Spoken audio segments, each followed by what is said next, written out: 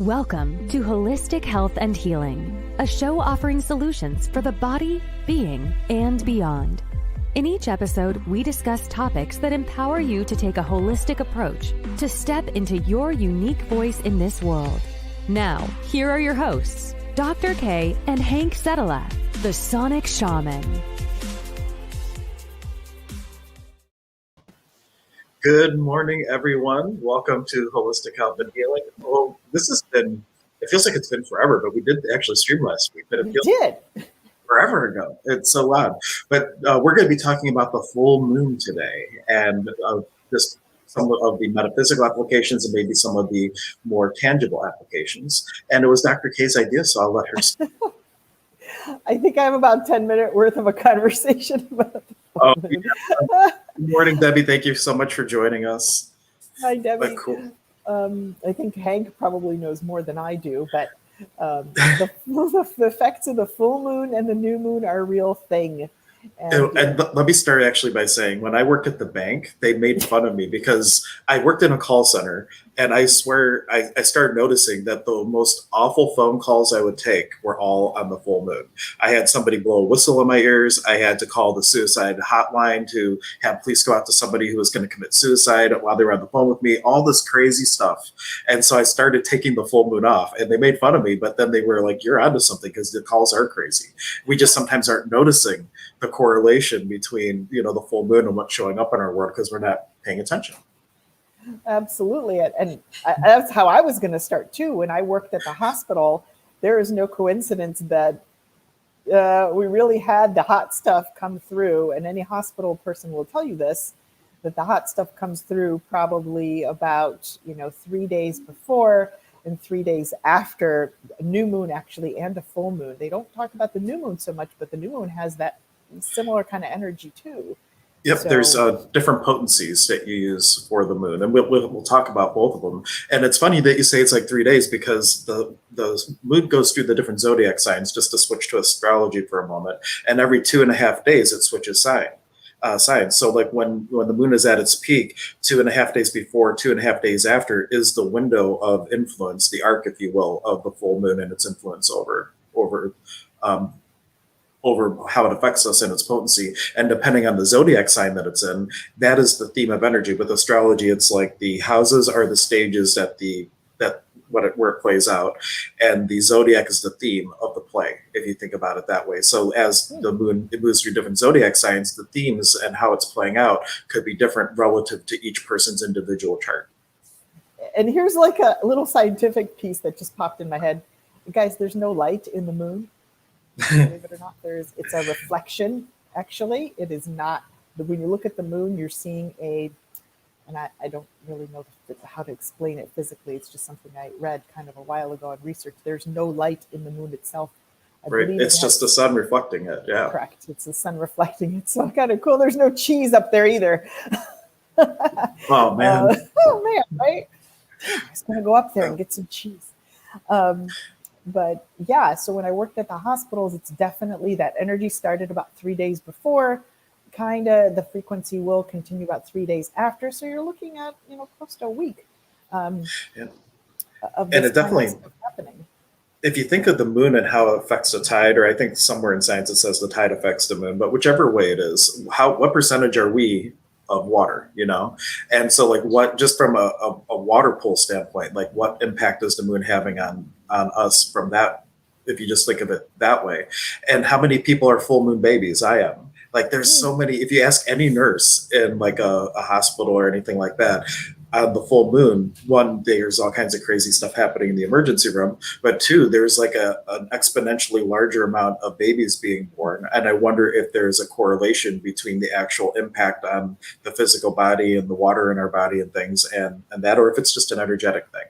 Could be either I read way. that somewhere that rings a bell, and it's not coming to mind what I read about the statistics of babies being born on a full moon, but I can't remember the rest of the can't remember the rest of the details. A couple other people joining us. We have Mike saying good Hi, morning, Mike. Sandra Owens saying good morning. Hi, I see a lot Sandra. of other people watching. If you have specific questions, if you have specific crazy stories that you want to offer around the moon, then feel free to comment and contribute in that respect. So the question really starts to come down to, it's obvious, no matter who you are in the world, you probably have had an experience where you realize why they call them lunatics, lunar lunatics. That's where the word comes from, because a lot of crazy things happen on the moon cycles or whatnot. The question is, how do you use this then for healing, or how do you use this to help add potency to what you're looking to actualize in the world? Yep. And another good morning. We have Shelley tuning in. Thank Hi, you so Shelley. much for tuning in. And Mike says, especially eclipsed red moons, etc. That is all different things adding potency. And let me offer just an idea too. Is it the moon, or is it the collective consciousness that has been built from the beginning of time that the moon is significant? So, like, was the moon magical, or did we make it magical because our point of view creates reality? So, just throwing that out there, what if it is just like this collective consciousness, and the moon doesn't have any magic in and of itself, but because we as a collective species, since we started, have all added significance to it, now there's we have made it magical. So, what started first, But that's just like a little thing to think about. Like, if you can't wrap your head around the magic of it, well, collective consciousness is also a thing. So what if it's just a collective consciousness adding potency? And what if that's really what it's about, is you have the full moon coming up. I'm going to use that collective consciousness, that collective focus that everybody's looking at the moon and allowing this additional energy to occur, to add to my healing, which I would do on the full moons, or add to my creation, which I would do on the new moons. Because one is the time where you plant your seeds, the new moon, and the other time is the time where, hey, this is illuminated for me. What can I do to heal more? And there's actually it's called a lunar return. If you pull your astrology chart, and this does not necessarily follow the full moon cycle. So there's like a collective lunar cycle, which is the full new moon, and there is your personal one. If you look at, if your moon was 13 degrees Pisces, every time your moon is 13 degrees Pisces, you're going to have your lunar return. It's not necessarily full.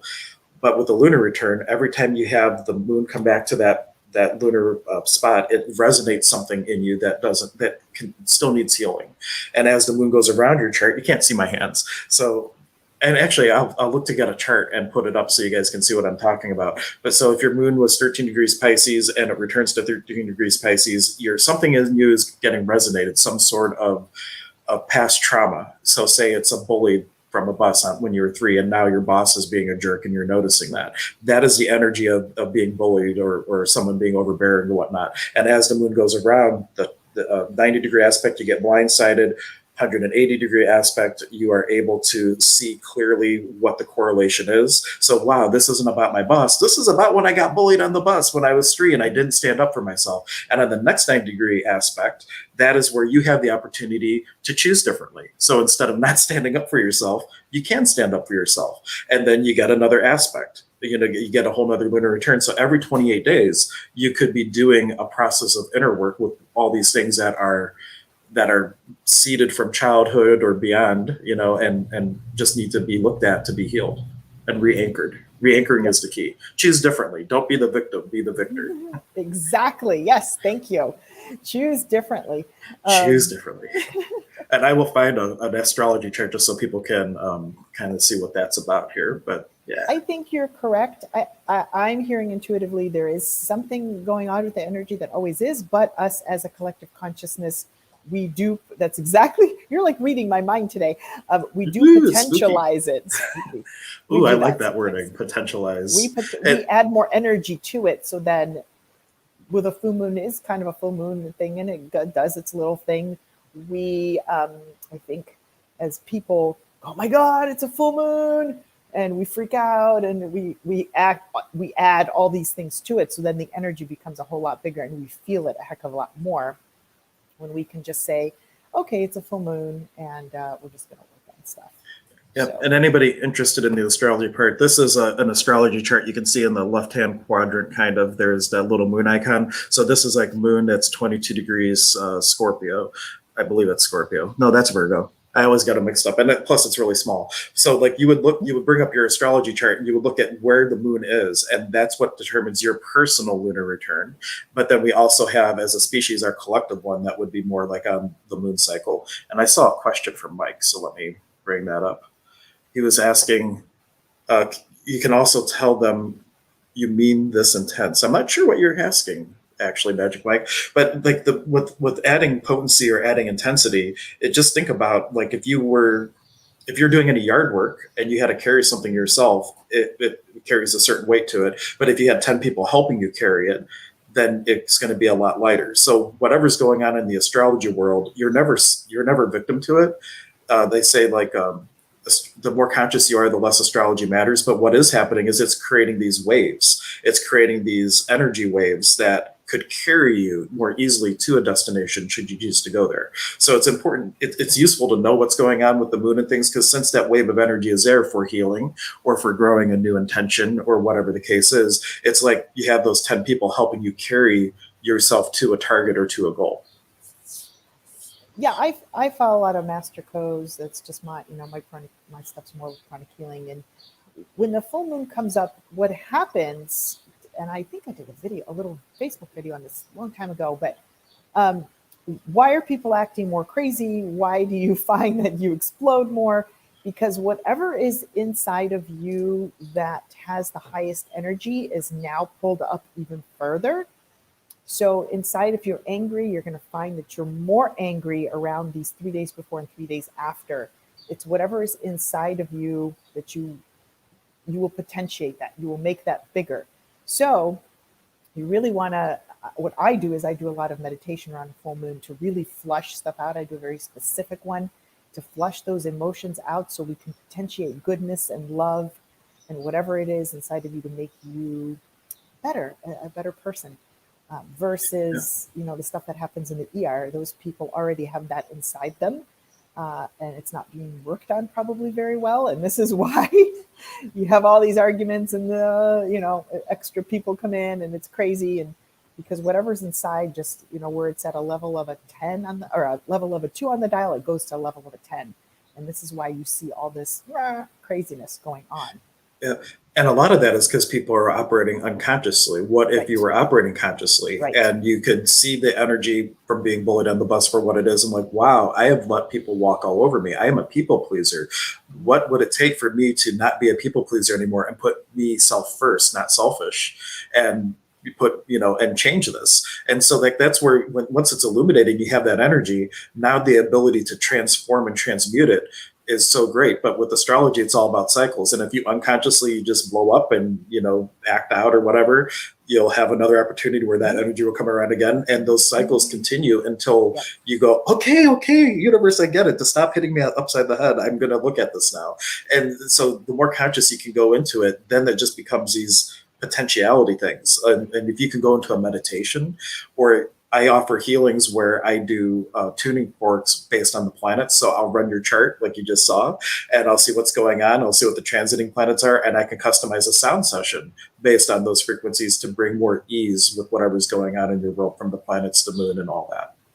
Yeah, so the full moon's a great time to do a meditation. And if you need some advice from either of us on what to do, because I do very specific stuff. Because a lot of times people just meditate and they're like, I can't turn off my mind. You don't want to meditate on the problem. You want to let those things go. But I do very specific ones things that flush all those negative emotions out.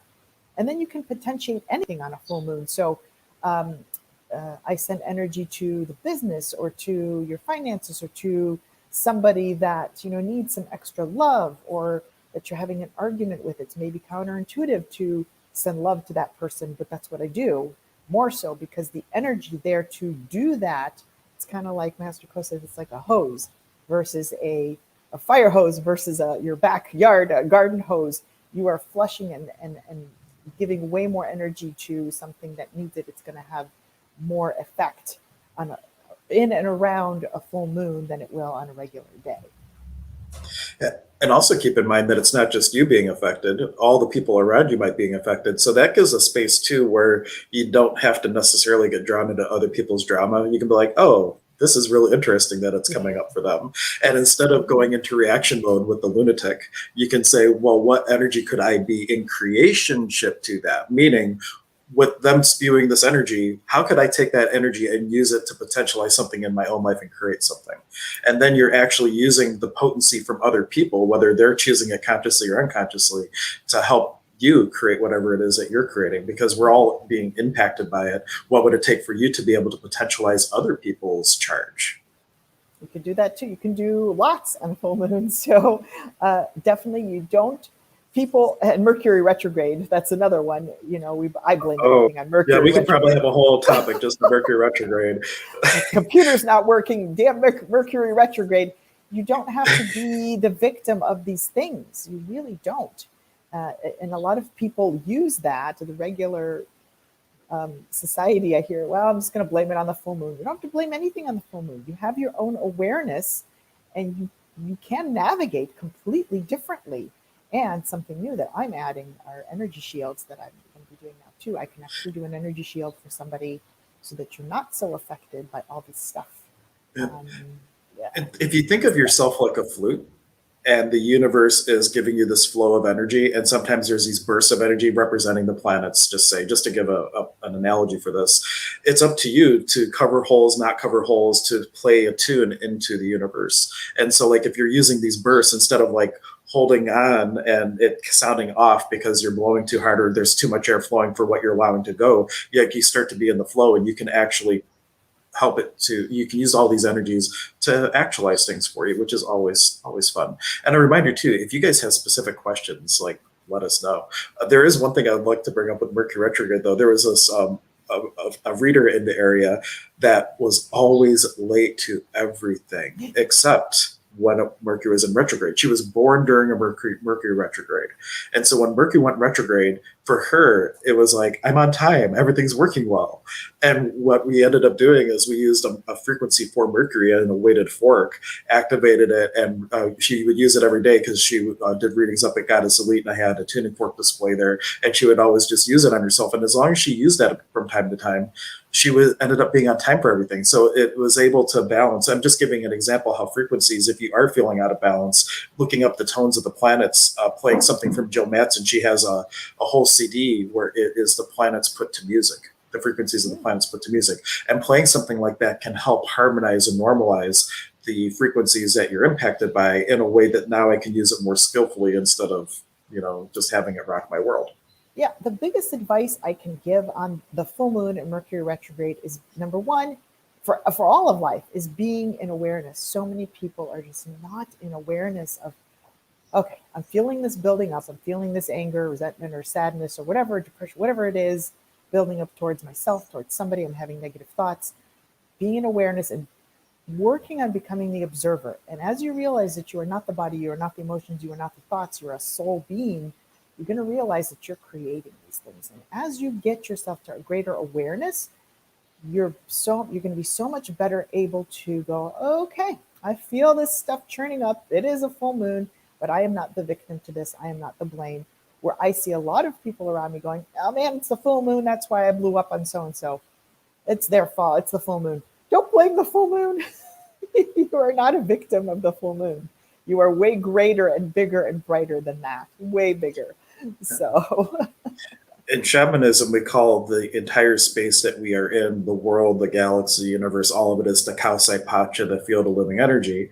And you are like out on this sea of potential with your surfboard, and there's all these waves going by, and it really is a matter of like, where could you create ease for whatever you're creating and catch that wave to the destination that you're looking to create for yourself. And it's just like riding the waves of the universe and riding the waves of creation and potentiality. With just a little bit of intention, you catch it. How much more easily can things show up in your life? And they can. So you're not. They can. The biggest message, I think, from both of us, you are not a victim of the full moon. Yes. You're not a victim of astrology at all. You're not. You are the architect of your life, and you can control everything that's happening in your world. You can't control other people, but you can, and things, but you control your response to those things, and it makes life so much easier. Yeah. It really does. And in all things astrology, they say there's a skilled and an unskilled application, or conscious and unconscious playing out of the energy. So what would it take for you to receive all the influences of the universe with consciousness so that you then can be in creationship to what's coming through instead of relationship, which is where we end up in that reactionary mode when things happen to us instead of through us. Back to my flute analogy, let life happen through you and not to you. And that's where you have the ability to shift things so much more potently. Mike's making all kinds of comments, but I don't know what to say. I don't understand them. But I like this one because it has little emojis. Wakey, wakey, wakey. Thank you, Magic Mike, for your contribution. Let's see. But he says, my friends keep asking for this world to make a different choice. Instead of waiting for the world to make different choices, what choice could you make that could create possibility for yourself and everyone else? And here's a shift of using your potentiality for not just a kingdom of me, but the kingdom of we.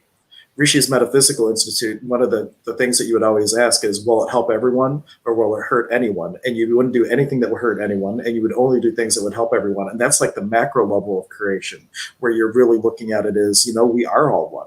And so every choice I make, what if I only chose things that were going to create greater possibilities for not just me, but for the world? And it's okay to be self first too, not selfish, because when you're self first, you're doing things for you that's not at the expense of another aspect of divinity's will or whatnot. But really get the energy of that. Like, what if everything you chose was all to add possibility for yourself in the world? Oh my goodness, what world would we live in? This is even aside, like we're getting off on a little bit of a tangent, and this is a good tangent. It's a very good tangent. It's a very important tangent to understand, I think. My brain is still trying to, and I don't use the word still, my brain is continuing to work on grasping the we are one. And the way we can see that is we all came from the same place. We all came from this divine, and you want to call it a big sun, whatever you want to call it. We all are a spark of that. We all have that God within us and the divinity within us. So we all came from that same space. So like Hank talks about the duality, there really isn't a duality. We are all one, and there's all these thoughts floating around, and we are like all this one thing. So when you work on yourself, and when you do a lot of spiritual work on yourself, changing yourself, making yourself better, and not being selfish in a malicious way, but putting yourself first, and maybe we'll talk a little bit about that, you are affecting everything around you. And I have seen this happen in my life. I have so seen this happen in my life. When you start looking inward and not looking to the external, which is a lot of people look to the external. I'm just going to blame so-and-so. It's his fault. Take responsibility for your role in a situation and what could have been and done better. When you start doing that, and when you start loving other people and projecting that love to other people, you start doing the inner self work.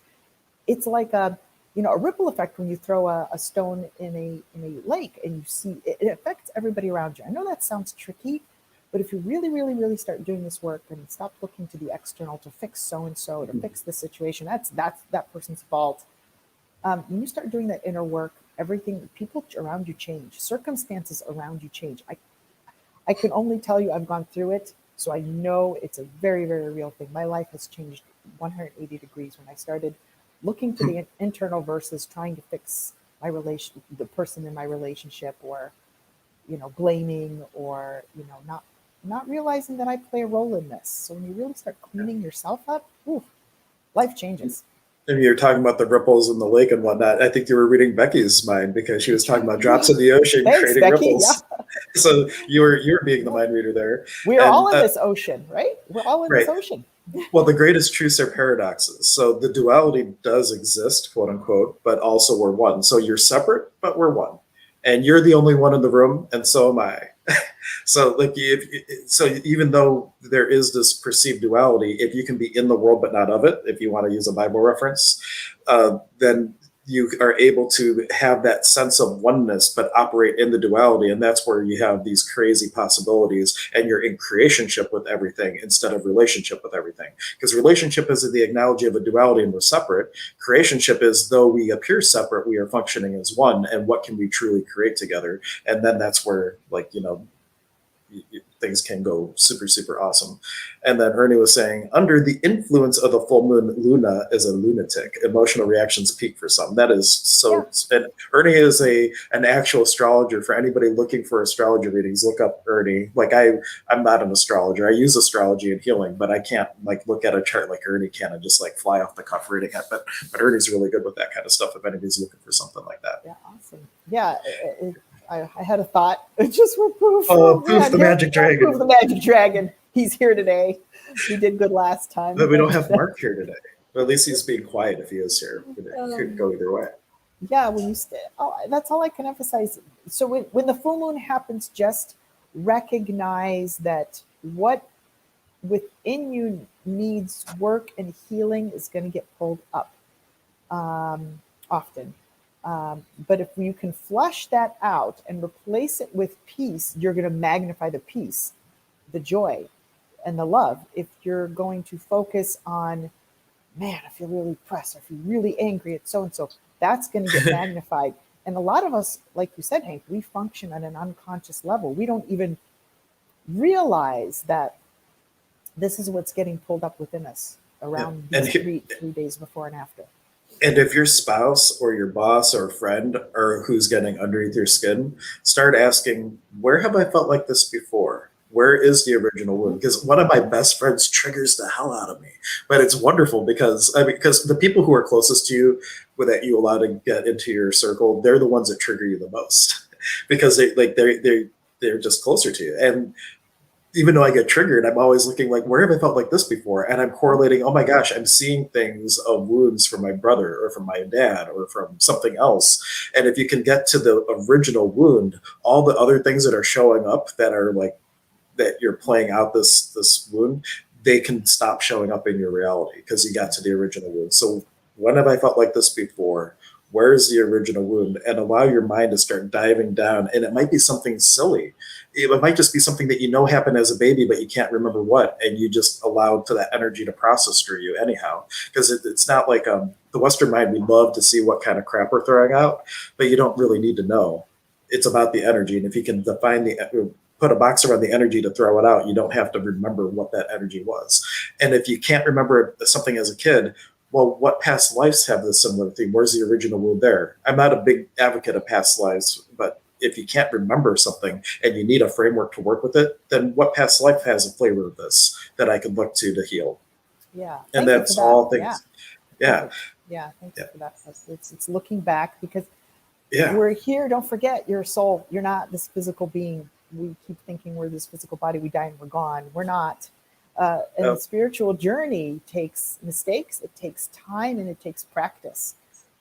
So do the work, guys, so that you look for these wounds and heal them up so you don't have to repeat them again. If you do the past life thing, what you don't learn this lifetime, you may, no judgment. You just might have to repeat it again until you get it. So, but there is only the ever-present moment of now. It's always progress, not perfection. And no matter what shows up in your world, to use the mantra of access, the good, the bad, and the ugly, all of life could come to you with ease and joy and glory, to throw that out there. Because what happens, like Dr. K said, it's the response and how you choose to be in relationship or creationship to it that determines the charge or not charge that it has for you. So what if the bad things, the good things, all of it could be ease, joy, and glory for you, and then you're not focusing on a victimization. You're just like, wow, that wasn't really preferred to show up, but I'm taking it with grace and ease and all that. And what do I choose now? And just move right through it. And that helps you to not get stuck in the places that end up being these wounds that have these repeating things because we thought we were the victim. Well, what if not? What if it's just an experience that now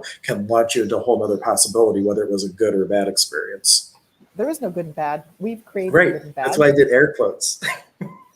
Really think about it. Somebody, somewhere, sometime said divorce is bad. Cookies are bad. Sugar is bad. Somebody somewhere said that. So in and of itself, when you look at a bag of sugar, it's innocent. It just sits there. It just is. We've created the good and bad. So it's really just cause and effect. Honestly, you eat the sugar, you have an effect, and that's it. It's too much, overindulge. But we could probably go into a whole separate stream on just good or bad, because this is something I have had like emails like this long, just like ripping me apart for doing a stream where I mentioned that there's no good or bad, because people will say, well, what about rape? What about child abuse? Oh, okay. What about Do we all want these to talk things? about that? Well, I'm just bringing it up now because it's like people, that's where people go. And there's like, I if you know. want to dive I know. into a deep dive with it, in like Neil Donald Walsh's books, Conversations with God, he has a whole section that Hitler went to heaven. And people are like, what the, Yeah, what do you yeah. mean by that? But if you That look at is the a song from tricky, it, yeah, tricky it is topic. a really tricky topic. And we probably could devote a whole stream to just that. But I wanted to Good. bring it up because we have quite a few people watching and they might be thinking like, well, what do you mean there's no good or bad? What about all these things? But truly, it's in the duality, it's all labeling. And it is just in the duality, there could be, from a point of view, good or bad, right or wrong, things that work and don't work. But from a one-ality perspective, it is just experience, which you can label any way you like. And there's a kid's book called Little Soul in the Sun that really has a wonderful way to poise this as to, well, why would people choose that then? If there's no good or bad, why people would choose to have an experience of a rape or a child abuse or domestic violence or anything like that. Yeah, yeah, that's tricky because if you have a lot of people that are Catholic and see that a certain way, I have gotten to the point, and it took me a while to get there, and it's still a little tricky sometimes, especially because I'm an animal lover. So when I see animal abuse, that just really, it hurts. Um, I have to pull myself back and say, okay, this soul had to have some experience to do this good or bad thing, as we label it. But the universe has a perfection to it. And often people ask me, well, because the energy work I do and all this, people often ask, well, if this energy happens and we have all this congestion, why is it that a child comes in and gets a disease immediately and dies, within a day or two of birth or a week, or has some brain tumor? Those are very tricky questions that we don't all have answers to. We might not till we transition into the next world where we get much clearer answers, or at least for me. Hank might have more intuitive stuff there, but there's a lot around that there's an experience that had to happen there. And when we can look at things with non-judgment, you're going to free yourself from so much. If you can work on non-judgment, wow, I mean, that really. And if you do have a judgment, at least being in the space of, that's interesting that I have that judgment. What's right about this I'm not getting, or some other tool. And Ernie offers a quote that is from Rumi: "In the field of right doing and wrongdoing, there's a field beyond. I will meet you there." So thank you. that's I love a great Rumi. reference. I have never. This is my first experience with Rumi. Rumi has a lot of nice quotes. I like his quotes. But there's like that. There's Osho. There's Neil Donald Walsh. If you look at any of the great teachings, even the Bible, it says, don't judge. It's not up to you to judge. And so, and the word sin, just to put this in perspective, was originally an archery term, and it means to miss the mark. And if a soul came to experience a certain thing, who are you to judge what that soul is experiencing, if it's right or wrong? You don't know what that soul came to experience. Only they know what they were aiming at, right? So it kind of changes the whole idea of sin, and that the only person that could ever really judge yourself would be you. And even then, if you're from the space of one-ality, would you judge anything that happens? It's progress, not perfection. There's a quote from Neil's book: "In the absence of that which you are not, that which you are is not." Which is kind of the idea of why we're doing all this stuff to begin with. In order to know yourself, you have to not know yourself. You have to have something that appears to be opposite to have a contextual field in order to know an experience. Otherwise, it's just conceptual and you don't actually have an experience around it. And in his book, Little Soul in the Sun, it's like, well, somebody wants to have the joy of overcoming all these apparent heavinesses, right? And in order to do that, I need somebody to come in and play this role for me, to be able to create these scenarios where I can move through it and then have a whole nother level of experience and expression. And so it's kind of like a devil's advocate. So maybe Dr. Kassel came to give me a hard time on the stream so I could move through it, But that's really what it's saying is, in the duality, we have this apparent opposition, and we have people like a Hitler that have come in to play a role so that we can, as a species, have a choice of, that's not what we're going to choose. We're going to choose this over here. It's a much lighter and what feels like a greater possibility. But was Hitler wrong? No, he played a role for humanity, for the world, so that we have a contextual field in order to choose something different and to choose something that maybe we perceive as greater. Exactly. So you have to look at the bigger picture. And the full moon gives you that opportunity to Oh, look circling at back. those Good things. recovery. Well, if somebody's tuning in, now, and we're talking about all these other things. Yeah, that's true. The full moon gives you the opportunity to look at those things that are thorns in your side, that need healing and that need work. So, but yeah, the whole right and wrong is a totally different conversation. And when you start to evolve more spiritually, you will be able to better see that there's a bigger picture. That's not to say you're not going to have a reaction. That's not to say, like for instance, yesterday I saw a post because I'm big into animals, but I work a lot with the Friendship APL. Somebody put a little kitten in a trash bag and left it, and thank God somebody looked in that bag next to the dumpster. And this poor little thing. I mean, I wouldn't take a gun and kill that person. I really do, but I have to pull back and say, okay, you just got to forgive whoever did that. And there's something bigger in that picture, that all these people that looked in the trash can, tried to save this kitten, the vet, me. It's sending a message to all of these people, and each person has a little part or lesson in this that needs to be looked at and seen. So that little soul kitten played a role for everybody, and so did the person that put it in the trash can. What if you could go, wow, I'm so grateful for that person to do this, because all these people came together and chose the possibility of saving this kitten and to step into this potency and animal advocacy to help people have a different possibility around where they thought that was the only solution, that they had to get rid of a cat or whatnot. Because like, if you can step into the space of gratitude around anything, I'm so grateful for Hitler. I'm so grateful for my most unfavorite politician in the world, because they are creating the contextual field for me to really have an awareness of, that is not who I'm choosing to be. This is, but I have the contextual field to do it. If I didn't have that opposite, then in the duality, there could be no experiential stuff. It would only be conceptual knowledge. And from conceptual, there is no right or wrong. It is crazy. Like Jennifer says, that's deep. It's a very deep. And like I said, I don't know how long you've been on, Jennifer, that I've had people literally write me emails or these scathing Facebook messages about topics like this. Like, how about this? How about that? You're saying that if this happened to your kid, you wouldn't be mad. Absolutely, I would be mad. But at the same time, I would be in the space of, wow, that is a really interesting set of circumstances that I created. Who do I choose to be in creationship to that? And you move through it. But it's giving you the contextual field to have a more potent experience on this calcite patch of this field of living energy. And contrast is important. If every single day was the same and you ate the same piece of chocolate cake every single day, how would you have a knowing of anything different? To understand joy, you have to have sadness so you can appreciate and understand the joy. If there's nothing to compare and contrast it to, it's very difficult then to feel the elation and the progress that you're making. So yeah, it sucks sometimes when things don't go right and you're sad and you're frustrated and angry, but then when things smooth over, you have the contrast of, gosh, this feels really good. So yeah. And the first start, we could have a whole stream on this too. There's a book from Neil Donald Walsh called Communion with God, and it's about the 10 illusions. And one of the illusions, any illusion can start it, but they all build on each other.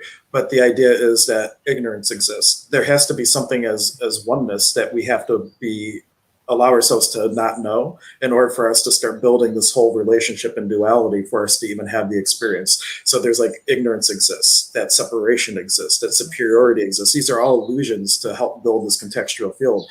But if you were to step out of that illusion and be in the space of oneness, you lose it all. Because you can't know it experientially. And then it's just like, whoa, cool. This is the infinite possibilities of the universe. And in this space, I actually can't experience anything, because there's nothing other than me. There's nothing other than me. Yeah. And that's where my whole summary of the universe, source is all there is, all at once in the ever-present moment of now, which means in order to do anything else, you have to have some sort of construct outside of yourself. You have to get out of yourself to get into yourself. Yeah. It's a paradox. And that's deep. That's deep stuff. And that's work to get there. You can get there really fast. It could take you some time. But that's really where we strive to be on the spiritual journey of, working to get there. So, Already giving us another segue back to our actual topic. The moon reflects the light of the sun. The light Thanks. of intelligence enlightens the nurturing heart. I love that, Ernie. You're That's just full of all the good stuff beautiful. today. Yeah, see that one, that needs to be like the big pop up in the background. Choose the love in your heart, and if it's pulling something up for you, go, let's take a look at this. Where is this coming from? What's the original wound? Flush it out, clean it out, and replace it with love. And on the full moon, you can make that love so much bigger. You can feel so much better. You really can. Right. And you're not a victim of the full moon. Nobody is. And shifting gears to talk about the new moon a little bit. So the full moon is kind of like the illumination of the shadow. And when I say shadow, I'm not talking about like real negative things. It's illuminating the wounds. On the new moon, that is the time. What are you looking to create in this world? What seeds could you plant in your reality to bring, yourself abundance or whatever you're looking to create in the world? The new moon is that energy. You're planting there. I think that's when farmers plant their crops and everything too. You plant on the new moon, and that is where you have these seeds that then you can cultivate as time goes on. And Elaine was just agreeing with Ernie as well. Everybody loves Ernie today. This is awesome. And Ernie was I don't know if you were right out at the beginning. We started our conversation with the lunatics. When I worked at the bank, Dr. K was in a scenario that on the full moon, you really had the crazies come out. And I worked on the phone. So like I talked to 14 people an hour. The call per hour goal was 14 calls per hour in the bank. So 14 people I would talk to every hour, and on the full moon, it was just like, oh my Lord. That's why I started taking them off. It's like, I'm going to be a kindness to me and just plan around the full moon and not talk to people. At least on itself. It didn't help you the couple days before after, but really the full moon was the peak of it. And it was like the craziest phone conversations I've ever had in my life. Yeah, it does happen because these are people that don't know or aren't aware in that state of awareness of their consciousness around the full moon, and maybe don't either say it's a full moon or aren't even aware that it's a full moon and it's pulling up all their SHIT. So yeah. One of the exercises I did, there's a place on the east side of Cleveland called Shaman, and they have all kinds of astrology classes. And one of the things they did for a whole month is just a journal where you would write down like the themes of your emotions and things like that. And then after the month, you look at the moon and what zodiac signs it was in each day. And what you would find if you do this, and everybody, I invite you to do this, as it moves through Scorpio or Pisces or whatever the signs are, that you can see the theme of emotions and the theme of things coming up in your world have a correlation to what the zodiac sign that the moon's in. And you can see how it shifts about every 2.5 days. And it's just it's an awakening experience to see just how much these subtle energies can influence what's showing up in your world and how you receive what's showing up in your world. And it adds an element of consciousness to be a little bit more aware. Well, is this mine really? Or is there a theme or an influence that is having to show up for me? And it's a really great, detachment tool from yourself in a way when you can look at it that way. Yeah, there's so much to this. I'm sure that Ernie has a gift in doing that. And, I just have very simple tools of working on when there's a full moon. I do very strong, I always do the meditation, but it flushes all that negative energy. I energize and potentialize any projects that I have and people that need love and my patience and all that. That's kind of, and then there's the Wesak. That's a full moon or a time where I think it's around the full moon too. When it is. I don't remember what that is, but I know that's when the gurus and saints and all those are the closest to the earth. So it produces some real, it was like cool. In May.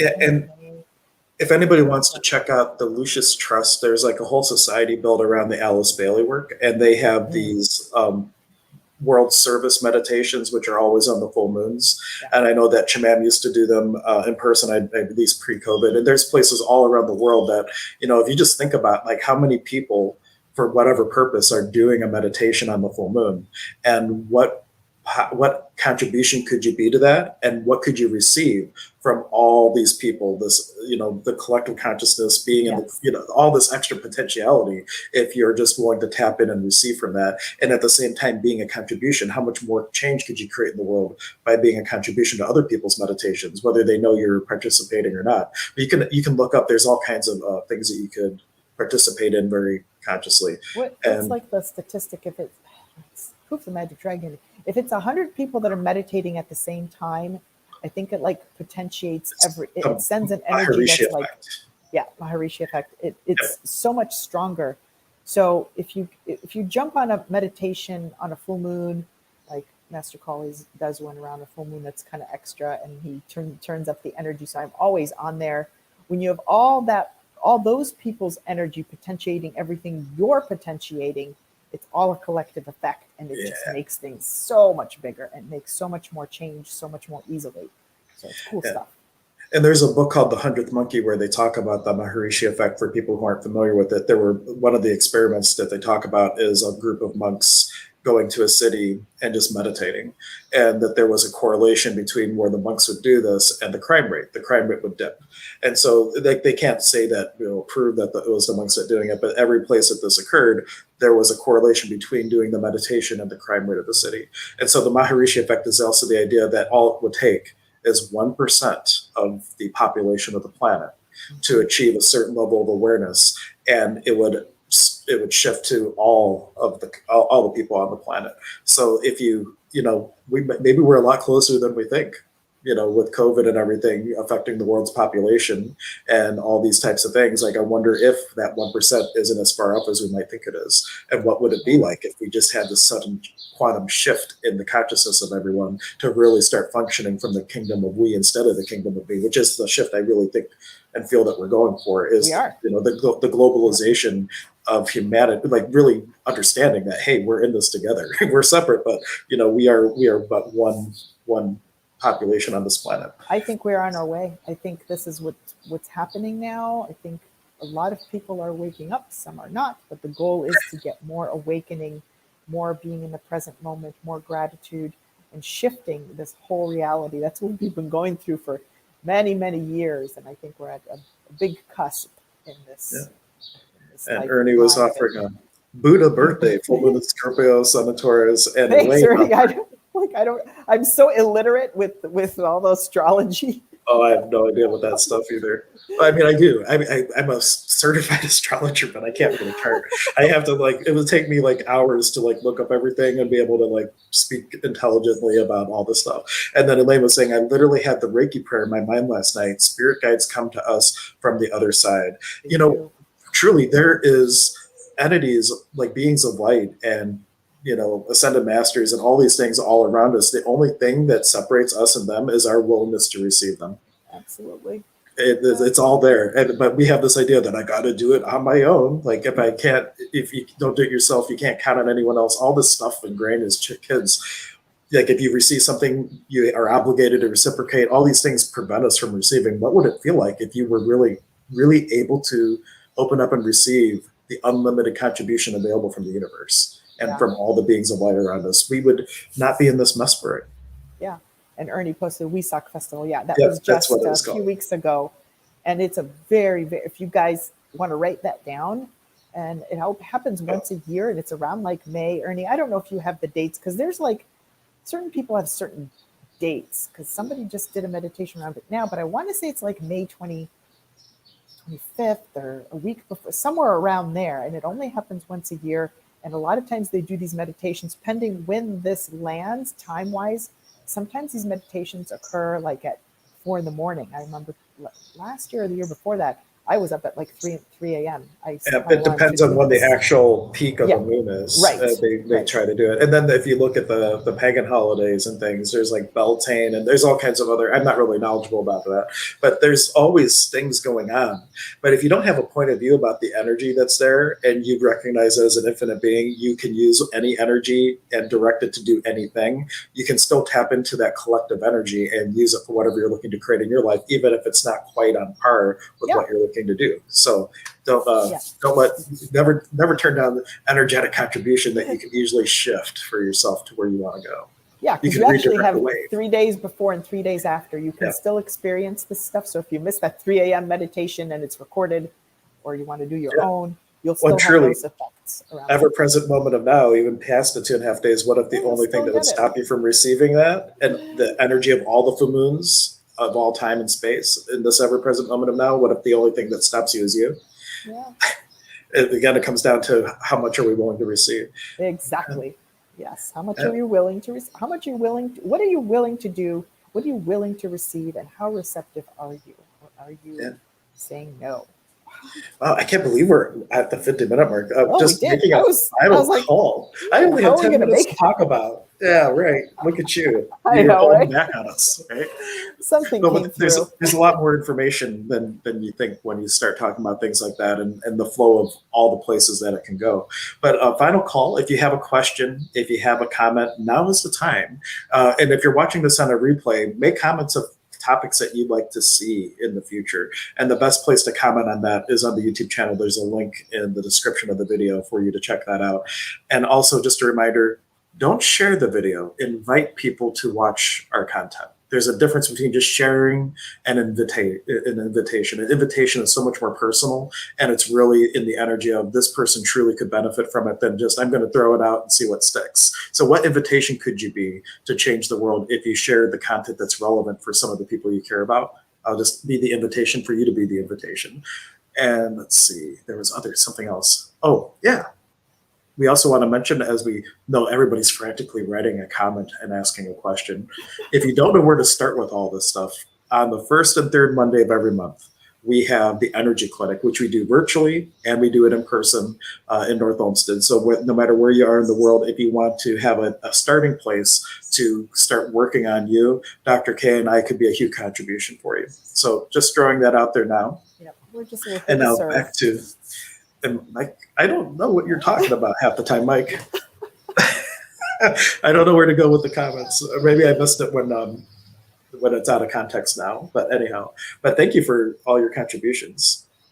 Yeah, if anybody has any questions, there's topics. Do you guys want us to talk about the good Well, and I know we bad? want to do some conscious parenting stuff. We've been talking about that. Like the energy is there again to offer some sort of class for children and for their parents too, about some of this, just being conscious in the world.